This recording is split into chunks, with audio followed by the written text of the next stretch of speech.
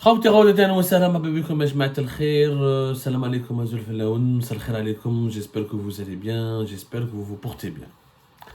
Wallah, j'ai mûrement réfléchi avant de faire cette émission, mais quelquefois, avant qu'on avait Algérie, pas la tradition, la règle, le code auquel, le code déontologique, mais aussi le code professionnel auquel on essaie de se conformer, c'est de pratiquer un journalisme de chiffres, de faits, de révélations, de documents, d'analyse factuelle, d'essayer d'élever le niveau le plus au plus haut, d'essayer d'élever le niveau le maximum possible pour sortir de la désinformation, de la manipulation, de la médiocrité régnante, de la médiocrité ambiante et de la culture des polémiques stériles et de la culture du buzz facile. Mais quelquefois, il faut parler avec le cœur et de manière la plus simple possible pour démocratiser l'accès à l'information et vulgariser certains messages qui sont essentiels pour préserver l'intérêt général de notre pays, l'Algérie, et préserver certaines valeurs importantes pour la survie de notre pays. Aujourd'hui, je vais vous parler de cette logique. Je vais essayer de parler de la manière la plus simple, sans faire de grandes analyses avec de la géopolitique ou de sortir des grands chiffres. De cette logique d'affrontement qui est devenue la doctrine du régime algérien. Le régime actuel, le régime Tebboune, est en train de privilégier une doctrine extrêmement dangereuse, qui est la doctrine de l'affrontement. Il y a un mot en la langue amazigh, il y a le ternent. Ternent, ça veut dire l'entêtement, avoir la tête dure, l'entêtement. Quand je veux ça, je suis prêt à aller à la confrontation, à l'affrontement, et je ne vais pas reculer.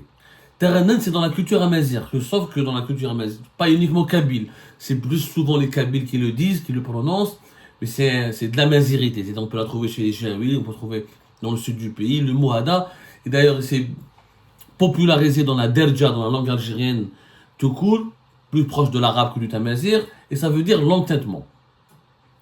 C'est aujourd'hui cet entêtement qui est la doctrine principale du régime algérien, l'affrontement, avec tout le monde, avec toutes les parties qui ne partagent pas sa ligne, ses valeurs, ou là ses intérêts, ou là qui ne veulent pas s'aligner sur ses agendas. Affrontement avec les Émirats, affrontement avec l'Arabie Saoudite, affrontement total avec le Maroc, affrontement avec certains pays européens comme l'Espagne, quelquefois Ternent aussi affrontement avec la France. On dit la logique du Ternent, mais elle est en train d'aggraver l'isolement du pays. Il faut le remarquer. L'affaire, alors le Ternent contre le Maroc, il faut voir, dès le bilan, depuis la rupture des relations diplomatiques entre le Maroc et l'Algérie en 2021 jusqu'à aujourd'hui, qu'est-ce que l'Algérie a obtenu concrètement? Je vous le dis, il s'est passé un événement hyper significatif. Hier, le lundi, alors, nous sommes le 24 avril, le lundi 22 avril, à Tunis, Abdelmadjid Tebboune, le président tunisien Kais Saïd, et le représentant des autorités actuelles en Libye, parce que la Libye n'a pas de président, encore une fois, n'a pas d'institution légitime. Les élections présidentielles étaient prévues depuis fin de l'année 2021.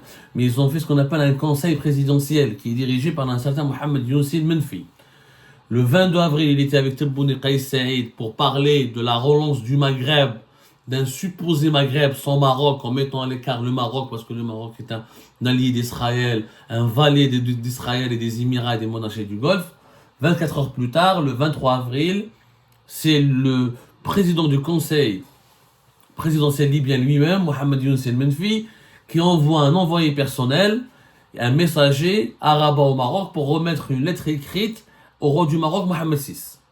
Et l'ambassadeur de la Libye, l'ambassadeur libyen au Maroc, il a dit clairement, cette visite s'inscrit dans le cadre des efforts visant le renforcement de l'union du Maghreb arabe pour répondre aux aspirations des peuples de la région à davantage de stabilité et de prospérité. C'est l'ambassadeur libyen au Maroc, Abou Bakr Ibrahim Al-Tawil, qui a fait cette déclaration, qui a salué le rôle du Maroc en faveur de l'intégration maghrébine. 24 heures après. D'ailleurs, pour souligner l'importance de ce message, Mohamed Younsi Menfi, le président du conseil présidentiel libyen, il a envoyé son propre frère, pour remettre un message écrit aux autorités marocaines. Ça veut dire beaucoup de choses. Ça veut dire que les Libyens ne sont pas d'accord avec cette logique anti-marocaine que l'Algérie veut imposer à l'ensemble du Maghreb. La Mauritanie n'a même pas participé à cette tripartite. Parce que la Mauritanie ne veut être ni du côté du Maroc, ni du côté de l'Algérie. Elle a raison, elle veut être pragmatique. Elle veut traiter avec ses deux voisins. Elle ne veut prendre ni le parti de l'Algérie, ni le parti du Maroc. La Libye vient de le signifier. La Libye, on a exprimé nos accords, nos désaccords, on a exprimé notre vision, mais on veut aussi du Maroc dans le Maghreb. Donc, elle est terrenante. L'Algérie, elle dans tous les domaines. Boycott des équipes sportives, boycott des rencontres officielles, maintenir les relations, maintenir la suppression des relations diplomatiques ou l'annulation des relations diplomatiques, la rupture des relations diplomatiques. Et ce discours officiel anti-marocain qui est servi matin et soir, qu'est-ce que ça a rapporté à l'Algérie? On a juste inculqué de la haine. On a propagé la haine au sein de la population. Alors, ils chauffent les réseaux sociaux, les Algériens et les Marocains s'entre-déchirent à longueur de journée. Et ça m'inquiète. Jamais il y a eu autant de malentendus, de tensions et d'hostilités entre Algériens et Marocains. Au début, dans les années 2000, par exemple, il y avait une rivalité qui était limitée aux élites.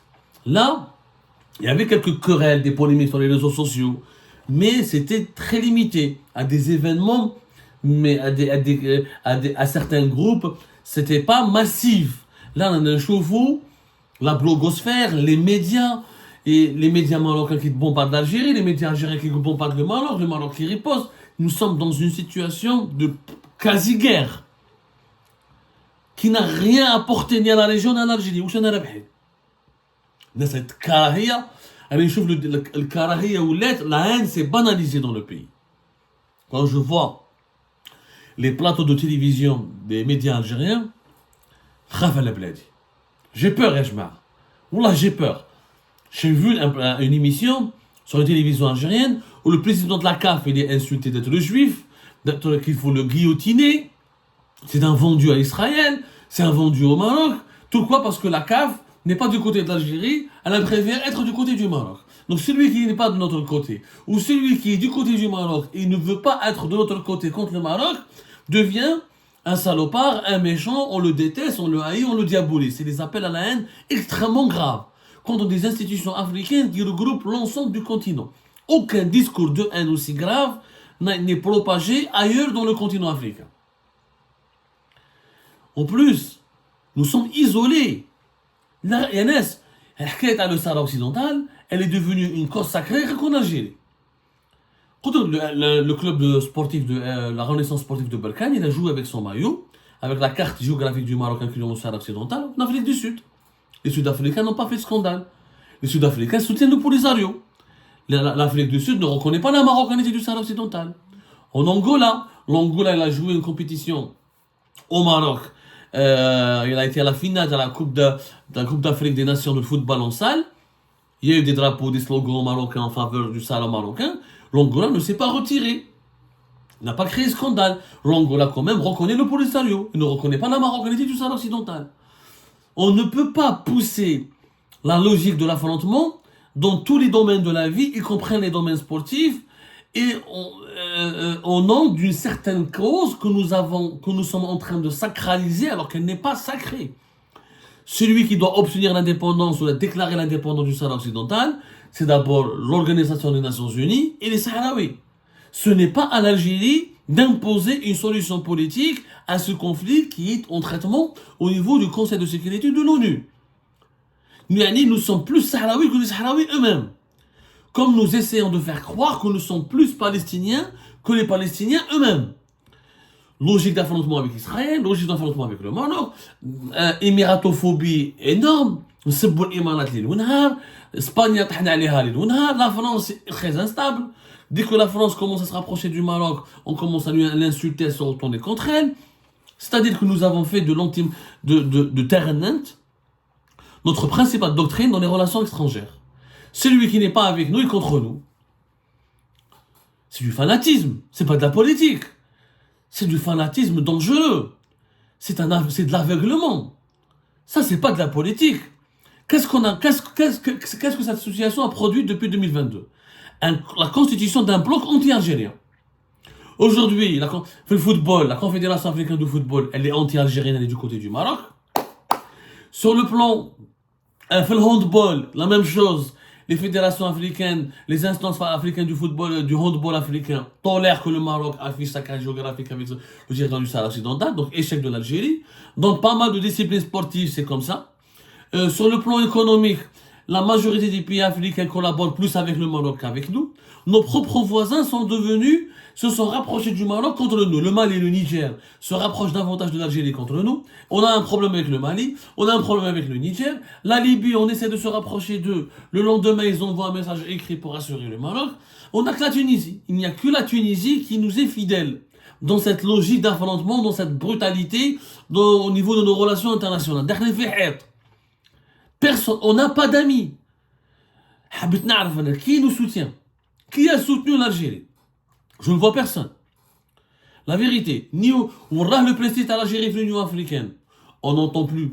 Combien l'influence de l'Algérie du continent africain, on ne la voit plus. L'ambassadeur d'Algérie a été rappelé à maintes reprises, fait le Mali, fait le Niger, fait le Congo.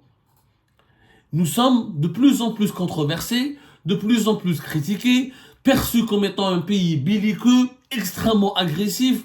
On joue le mauvais rôle. À force de brailler, d'insulter, d'injurier tout le monde, de provoquer des crises avec tout le monde, d'être brutal avec tout le monde, on est perçu comme un pays perturbateur. Personne ne nous soutient. Faut dire la vérité. Regardez, les Émirats, on les insulte. Jour et nuit, ils nous ont même pas répondu. Khadra Bark, il a répondu, un ancien ministre des Affaires étrangères, Drabna de tweets ou Bousket. C'est-à-dire que on n'est même pas pris au sérieux. Même quand on attaque, nos adversaires, nos détracteurs ne répondent même pas. Ne prennent même pas le temps de nous répondre parce qu'ils ont compris que nous sommes un pays de fous. Je crois qu'il est instable. C'est comme ça que nous sommes perçus maintenant par la communauté internationale.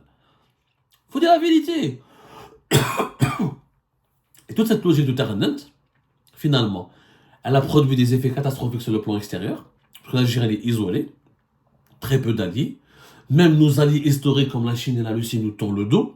Ils sont beaucoup plus proches et collaborent davantage avec nos détracteurs comme les Émirats, le Maroc, l'Égypte, l'Arabie Saoudite qu'avec nous. Mais je n'ai aucun projet d'investissement important chinois, aucun projet important russe. Mais des leaders chinois sont venus en Algérie, des leaders de premier rang en Russie ne sont pas venus en Algérie, que des envoyés personnels, ou des petits ministres, ou des dirigeants de rang inférieur. On est boycotté. On est mis à l'écart. Pourquoi? Parce que cette agressivité permanente que nous avons dans nos positions, elle est tout simplement idiote. Elle est contre-productive. On passe notre temps à filmer quand le ministre des Affaires étrangères algérien Ahmed Attaf fait l'ONU, dès que le représentant d'Israël il parle, lui il se retire. Ou il s'enrouha ou il dit le buzz. En quoi c'est glorieux? En quoi c'est héroïque? Toi tu t'es retiré, mais lui il continue de parler. Il a continué de parler. Donc, est-ce qu'en fait, le fait de glorifier cette séquence, que l'Algérie boycotte un discours d'un représentant israélien, ça a aidé les Palestiniens? Est-ce que ça a aidé? Est-ce que ça a fait avancer la cause palestinienne? C'est des coups de communication. C'est des coups de communication inutiles. D'ailleurs, on va faire une émission sur le bilan de l'Algérie au niveau du Conseil de sécurité de l'ONU. Toutes les résolutions qui ont été proposées par l'Algérie ont été bloquées. Mais qu'il n'y a aucune résolution. 95% des propositions, des résolutions proposées par l'Algérie sont bloquées ou votées, ou qui ne sont même pas votées ou rejetées. Mais qu'est-ce que c'est le discours officiel? Ah, l'Algérie, elle a fait bouger les lignes, l'Algérie défend des positions extrêmement importantes, l'Algérie fait ceci, elle a fait cela. Pas du tout. En réalité, c'est des coups de communication. Et au final, la logique d'Internet. Le régime algérien l'utilise pour les besoins de la consommation intérieure. Il a conditionné la population algérienne de sorte à ce qu'elle comprenne qu'elle est en danger en permanence. On a voulu faire croire à la population algérienne que le pays a beaucoup d'ennemis, a beaucoup de problèmes, a beaucoup d'adversaires, a beaucoup de détracteurs, qu'il est menacé tout le temps, sa sécurité elle est menacée tout le temps, et du coup, pas de débat démocratique, pas d'opposition qui est tolérée, pas de liberté de la presse, pas de liberté d'expression, pas d'ouverture sur le reste du monde, et bien sûr, prochainement, une élection présidentielle qui risque de se dérouler dans l'opacité totale et dans la plus grande obscurité, sans aucun débat, sans aucune polémique, sans aucune contradiction, sans aucune opposition, pour faire passer comme une lettre à la poste le candidat que le pouvoir veut maintenir comme président ou veut conduire au pouvoir.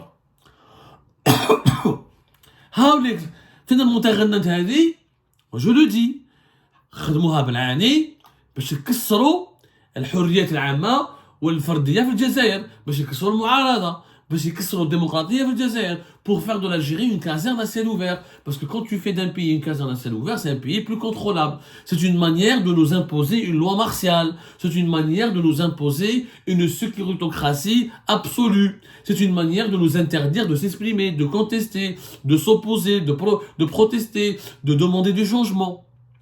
C'est le seul résultat obtenu par le régime algérien. N'est-ce que le traf, les Algériens, certes, beaucoup d'Algériens et d'Algériens, ils sont bombardés par la désinformation quotidienne. Il faut savoir, c'est quotidien. Les journaux, la presse, les réseaux sociaux, chaque jour, on a des ennemis. Le Maroc est notre ennemi. Le Maroc, c'est actionné par Israël et les Émirats qui sont notre ennemi. L'Espagne est notre ennemi. Le Niger et le Mali, ce sont nos ennemis. On a des ennemis partout, on ne veut pas du bien. Si on perd au football, c'est à cause de nos ennemis, du complot de nos ennemis. Si on ne réussit pas dans le handball, c'est à cause de nos ennemis et le complot de nos ennemis. Si on n'a pas de problèmes économiques, c'est à cause du complot de nos ennemis. Tout est à cause du complot. Mais qu'est-ce qui s'explique par l'échec des dirigeants algériens, par l'échec des Algériens eux-mêmes. Tout est à cause du complot, tout est à cause des manœuvres hostiles des pays étrangers. Du coup, la population la trave. Classe, la population algérienne, pour elle, une guerre peut être déclarée facilement. Mais pour le moment, on n'a fait pas de guerre. La seule guerre qu'on a fait, c'est contre le développement du pays, contre le peuple algérien lui-même, contre ses libertés, ses droits de l'homme. C'est la seule guerre qui a été menée. On n'a pas fait de guerre. On n'a pas fait de guerre. La preuve, on n'arrive même pas à protester contre certaines monarchies du Golfe qui soutiennent le MAC ou qui veulent soutenir un mouvement séparatiste qui veut diviser l'Algérie. Donc, arrêtons de nous faire croire que le régime algérien est fort, il peut mener des guerres. S'il voulait mener des guerres, ça fait longtemps qu'il aurait fait la guerre. Donc, l'Algérie, c'est une logique extrêmement dangereuse. Les relations internationales d'un État, ce n'est pas des relations d'adolescents, ou d'une bande d'adolescents, ou des relations épidermiques, où c'est l'affect, l'émotion qui doit dominer. Non. Il faut être sage, il faut avoir du bon sens, il faut avoir une vision globale de l'intérêt du pays. Il faut penser que l'Algérie vit dans un monde turbulent, qu'elle ne peut pas tout régler elle-même, que ce n'est pas à elle de se substituer à l'ONU en ce qui concerne le Sahara occidental, qu'elle ne peut pas diaboliser de façon aussi outrageuse et en permanence ses adversaires. Elle doit se craindre son isolement. Les conséquences de l'isolement actuel de l'Algérie sont extrêmement inquiétantes. لازم نفيقوا يا ناس. هذه تغننت, elle nous a ramené cette posture, elle a produit que des effets désastreux sur notre pays. Un déclassement économique, un déclassement diplomatique, un déclassement géopolitique et un sentiment d'angoisse nationale qui empêche les libertés publiques, qui contribue à étouffer les libertés publiques et individuelles, qui fait reculer la démocratie, qui fait reculer le développement.